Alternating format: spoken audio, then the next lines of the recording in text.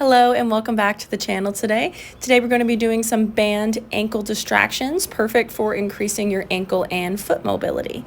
All you're going to need is your body, a band, a step, and you could potentially want a mat for comfort. If you struggle with a tight, restricted feeling in the front of your ankle, this one is going to help so much. So without any further ado, let's get into it. So we're going to start with a pretty thick band. Honestly, you could go thicker than what this one is.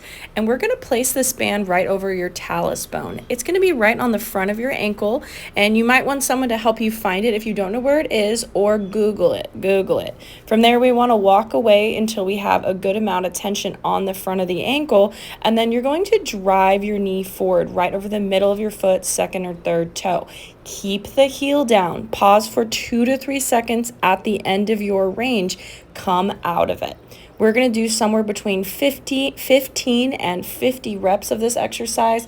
Most times I'm doing around 20 to 30 with a 3-second pause, 2 to 3 second right at that end range. So go ahead and do this on one side and then the other. If you're someone who feels that restriction in the front of your ankles when you squat or move or bend your knee forward, flex your ankle forward, like I'm showing here, this one will help reposition that talus bone, get it out of the way so it's no longer restricting your ankle dorsiflexion. Really common thing that can happen with ankle, foot, or even knee injuries. The body doesn't perceive it as safe, so it loves to put this little like training wheel in front of your ankle.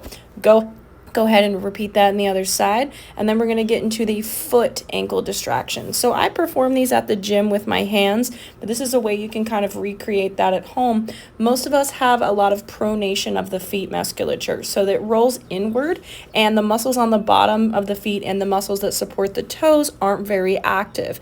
This helps get your foot into a position where it is active and isn't pronated. So what you're going to do is, again, take a pretty strong resistance band. You're going to wrap it around your ankle, and then you're going to cross it so it crosses over the top of your foot, and then we're going to hang out here and hold. One thing I would recommend is starting to move your toes a little bit, as I'm saying here in the video.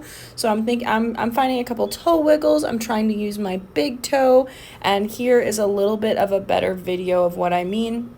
So I'm going to take my foot in there, I'm going to cross it over the top of my foot, and I'm going to allow the band to pull my foot. You might feel a stretch in your foot or in your ankle, and notice how I'm showing you just to keep your foot nice and straight, and it's naturally going to want to pronate, kind of like mine naturally does here. And you could feel a big stretch in your ankle and the bottom of your foot, the top of your foot, and this one's pretty passive, so you can just hang out for a couple minutes. Subscribe for more. Happy moving. Share with someone if you thought this was helpful.